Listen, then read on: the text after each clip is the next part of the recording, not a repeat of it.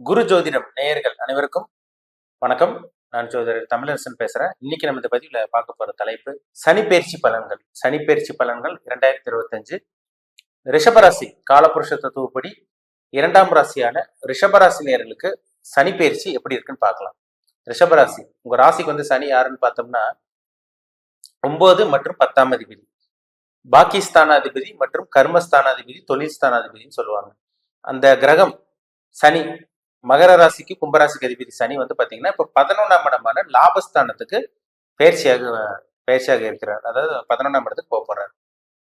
இது எப்ப நடக்கும் இந்த சனி பயிற்சின்னு பார்த்தோம்னா வர்ற மார்ச் மாதம் 2025 மார்ச் 29ஆம் தேதி 29 மார்ச் மாதம் 2025 சனி பயிற்சி நடக்கும். சனிக்கிழமை இரவு 9:44 மணிக்கு சனி பகவான் வந்து பாத்தீங்கன்னா கும்பராசில இருந்து மீன ராசிக்கு பயிற்சி ஆயிடுவார். ரிஷபராசிக்கு வந்து பாத்தீங்கன்னா சனி வந்து பரிபூர்ண ராஜயோகாதிபதி. ரிஷபராசி நேயர்களுக்கு வந்து பாத்தீங்கன்னா சனி வந்து 9 மற்றும் 10ஆம் அதிபதியா வருவார். அதிர்ஷ்டத்தை கொடுக்குற கிரகமும் அவர் தான், லக்கு ஃபார்ச்சூன் கொடுக்கக்கூடிய பிளானட் அவர் தான், தொழில கொடுக்கக்கூடிய கிரகமும் சனி தான். அந்த கிரகம் இப்ப 11ஆம் இடத்துல லாபஸ்தானத்துக்கு வரப்போகுது. என்னென்ன மாற்றங்கள் கிடைக்க போகுது, என்னென்ன மாற்றங்கள் உங்க வாழ்க்கையில் நடக்க போகுது, என்னென்ன விஷயங்கள் உங்க வாழ்க்கையில் நடக்க போகுது, என்னென்ன நீங்க அனுபவிக்க போறீங்க எல்லாமே பார்த்துடலாம் நம்ம. சரிங்களா? சனி வந்து பாருங்க ஒரு மெதுவான கிரகம், மந்தமான கிரகம். துன்பத்தை தரக்கூடிய கிரகம்னாலே சனி தான். இருள் கிரகம்னாலே சனி பகவான் தான். சனி பயிற்சினால ஒரு சில பேர் பயப்படுவாங்க. சனி பயிற்சி வந்தாலும் பிரச்சனை தான் அப்படிங்கிற மாதிரி ஒரு சில பேருக்கு பயமும் பதட்டமும் வரும். என்ன காரணம்னா ஒரு துன்பத்தை மட்டுமே தரக்கூடிய கிரகம், இயற்கை பாவ கிரகம், முதன்மையான பாவ கிரகம். 9 கிரகங்கள்ல முதன்மையான பாவ கிரகம் சனி தான். அதுக்கப்புறம் தான் ராகு மற்ற கிரகம்லாம் வரும். இப்ப வந்து உங்க ராசிக்கு வந்து ஒரு நல்லது பண்ணக்கூடிய கிரகம், ஒரு நல்ல ஒரு இடத்துக்கு வர போறாருன்னு அர்த்தம். ஒரு பாவ கிரகம் ஒரு நல்ல ஒரு இடத்துக்கு வர போறாரு. உங்க ராசிக்கு ஒரு யோகாதிபதி. அப்ப 11ஆம் இடமான லாபஸ்தானத்துக்கு வரனால என்ன பண்ணுவாருன்னு பாத்தீங்கன்னா லாபத்தை மட்டுமே கொடுப்பாருன்னு அர்த்தம். அப்ப சனி பயிற்சியை நினைச்சு நீங்க கவலையப்படாதீங்க. ரிஷபராசினியர்களுக்கு இந்த சனி பயிற்சி கொட்டி கொடுக்கக்கூடிய சனி பயிற்சியா இருக்கும். லாபத்தை வாரி வழங்கக்கூடிய சனி பயிற்சியா இருக்கும். அதுல மாற்றமே கிடையாது. இப்போ 9ஆம் அதிபதி 11ல வரப்போறாரு, 10ஆம் அதிபதி 11ஆம் இடத்துக்கு வரப்போறாரு. அப்ப 9ங்கிற அதிர்ஷ்டம். அப்ப லாபத்துல போய் உங்களுக்கு லாபஸ்தானத்துல அதிர்ஷ்டத்தை கொடுக்குற கிரகம் லாபத்துல இருக்குன்னு அர்த்தம். நிறைய நல்லது நடக்க போகுது உங்களுக்கு. உங்க வாழ்க்கையை மாறப்போகுது, வாழ்க்கையை புரட்டி போட்டுன்னு சொல்லலாம். அந்த அளவுக்கு ஒரு சேஞ்சஸ் கிடைக்க போகுது. ரிஷபராசி நேயர்கள் நீங்க நல்லபடியா பயன்படுத்திக்கிங்க. நீங்க என்ன நட்சத்திரத்துல பிறந்தீங்கன்னு பாத்துக்குங்க, என்ன நட்சத்திர பாதத்துல இருக்கீங்க பாருங்க. இப்ப என்ன தசாபுத்தி போதுன்னு செக் பண்ணிக்கோங்க. உங்களுக்கு நல்ல யோகமான தசாபுத்தி, உங்களுக்கு 6-8 தசாபுத்தி நடக்காம இருந்து உங்களுக்கு லக்ன சுபர்களோட தசாபுத்தி, லக்னத்துக்கு திரிகோணாதிபதிகளோ இல்ல கேந்திராதிபதி தசாபுத்தி நடந்து உங்களுக்கு பாவகிரகத்தோட தசாபுத்தி நடக்காம இருந்துச்சுன்னா, லக்ன அவயோகரோட தசாபுத்தி நடக்காம இருந்ததுன்னா நீங்க கொடுத்து வச்சவங்கன்னு சொல்லிடலாம். நிறைய வாழ்க்கையில வந்து பாத்தீங்கன்னா நல்லது பார்க்க போறீங்க. ஒரு முன்னேற்றமான ஒரு வாழ்க்கை தான் நீங்க வாழ போறீங்கல்ல, சந்தேகமே கிடையாது. 6ஆம் அதிபதி 8ஆம் அதிபதி தசாபுத்தி நடக்காம இருந்துச்சுன்னா நீங்க கொடுத்து வச்சவங்க எல்லா விஷயங்களும் நல்ல விஷயங்களும் இந்த 2.5 வருஷத்துல நீங்க அனுபவிப்பீங்க.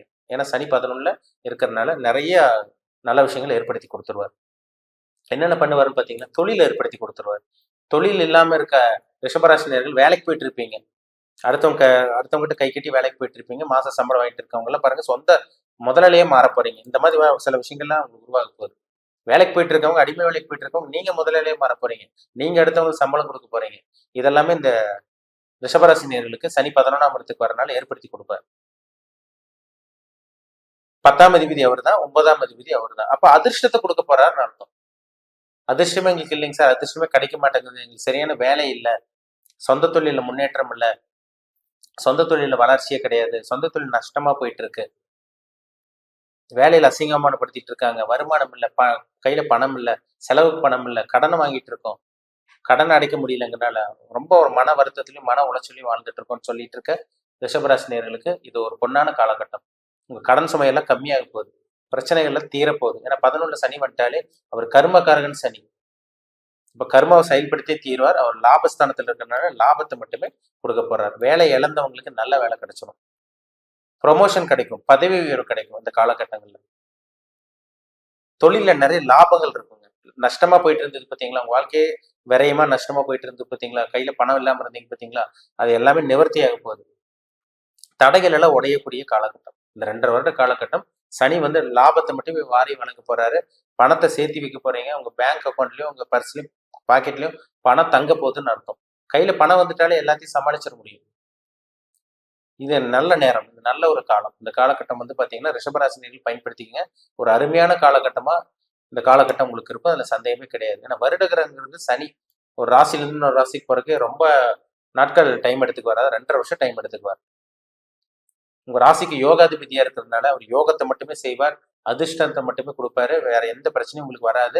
இந்த சனி பயிற்சி உங்களுக்கு நல்ல ஒரு பயிற்சியா உங்களுக்கு இருக்கும். சரிங்களா? சொந்த தொழில் பண்ணிட்டு இருக்கவங்களுக்கு ஒரு அபாரமான வளர்ச்சி இருக்கும். புதுசா தொழில் ஆரம்பிக்கக்கூடிய அந்த வாய்ப்பு உருவாகும். அப்பா மூலமா உதவி கிடைக்கும். ஏன்னா 9ஆம் தேதி 11ல இருக்காரு. தந்தையோட பூர்வீக சொத்து கைக்கு வருது. இந்த தந்தையோட சொந்தக்காரங்களும் அப்பாவோட சொந்தக்காரங்களும் உங்களுக்கு ஆகாம இருந்தது பார்த்தீங்களா? அதெல்லாமே நிவர்த்தியாக போகுது. தந்தை மூலமா லாபம் கிடைக்க போகுது. அதே மாதிரி 10ஆம் அதிபதி 11ஆம் இடத்துல இருக்கிறதுனால இந்த பிஸ்னஸ் பண்ணிட்டு இருக்கவங்க, அதே மாதிரி பார்த்தீங்கன்னா அந்த வியாபாரம் பண்ணிட்டு இருக்கவங்க, விவசாயம் பண்ணிட்டு இருக்கவங்களுக்குலாம் நிறைய லாபங்கள் கிடைக்க போகுதுன்னு அர்த்தம். பணத்தை சேர்த்து வைக்கக்கூடிய காலகட்டமா இருக்கும் உங்களுக்கு. இந்த காலகட்டங்களை மிஸ் பண்ணிட வேண்டாம். என்னென்ன நீங்க பண்ணணும்னு நினைக்கிறீங்களோ, தொழில் ஆரம்பிக்கணும்னு நினைச்சவங்களுக்கு தொழில் ஆரம்பிப்பீங்க, தொழிலை இம்ப்ரூவ்மெண்ட் பண்ணுவீங்க. ஒரு ஒரு தொழில் ஆரம்பிச்சிருக்கவங்களாம் 2-3 பிரான்ச் ஆரம்பிக்கிறது, 2-3 கிளைகள் ஆரம்பிக்கிறது, உங்க தொழிலை விரிவாக்கம் செய்யறது, தொழிலை பெருசுபடுத்துறது, அதுக்கு எல்லாமே ஒரு நல்ல ஒரு காலகட்டம் தான் இந்த காலகட்டம். அதுல சந்தேகமே கிடையாது. சரிங்களா? சனி வந்து உங்களுக்கு கெடுக்க மாட்டாரு. அவர் அதிர்ஷ்டத்தை கொடுக்கக்கூடிய கிரகமா இருக்கிறதுனால, அவர் லாபஸ்தானத்தில் இருக்கிறதுனால நிறைய அதிர்ஷ்டம் கிடைக்க போகுது.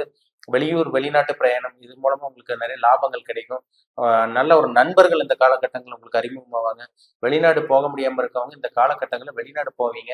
தீர்த்த யாத்திரை, புண்ணிய ஸ்தலங்கள் போறது, ஆன்மீக சுற்றுலா, நீங்க எந்த ஊருக்கு போனீங்களோ போகணும்னு நினைச்சீங்களோ அந்த ஊருக்கு போக முடியும். நீங்க நினைச்சபடி உங்களால வாழ முடியும். அதுல சந்தேகமே கிடையாதுங்க.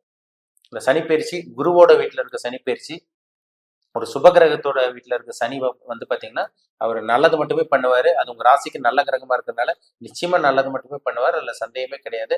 இந்த காலகட்டம், இந்த 2.5 வருட காலகட்டம் ரிஷபராசி நேயர்கள் உங்க வாழ்க்கையில நிறைய மாற்றங்கள் நடக்க போகுது. நல்லபடியா பயன்படுத்திக்கிங்க. இந்த வாய்ப்பை தவற விட்டுறாதீங்க. சரிங்களா? என்னென்ன பண்ணணும்னு ஆசைப்படுறீங்களோ, என்னென்ன உங்க வாழ்க்கையில அடுத்த கட்டத்துக்கு போகணும்னு நினைக்கிறீங்களோ அது எல்லாமே நடக்கும் உங்களுக்கு. சரிங்களா? அடுத்த கட்டத்துக்கு போகக்கூடிய வாய்ப்பு இந்த காலகட்டங்கள் உருவாகும். அதுல சந்தேகமே கிடையாது. நல்லா இருக்க போறீங்க. எல்லா ரிஷபராசி நேயர்களும் அவங்கவங்க வயசுக்கு தகுந்த மாதிரி. உங்க தனிப்பட்ட ஜாதகத்துல என்ன தசாபுத்தி போகுதுன்னு பாருங்க. கோச்சார பலன் ஒரு பக்கம் பார்த்துட்டு இருந்தாலும் அவங்கவங்க சுய ஜாதகத்துல என்ன தசாபுத்தி போகுது, உங்க ஜாதகத்துல சனி எங்க இருக்காரு, குரு எங்க இருக்காரு, ராகு கேது மற்ற கிரகங்கள் எல்லாம் எங்க இருக்காங்க, இதெல்லாம் பார்த்தாதான் நம்ம டீப்பா தெளிவா 100% துல்லியமா சொல்ல முடியும்.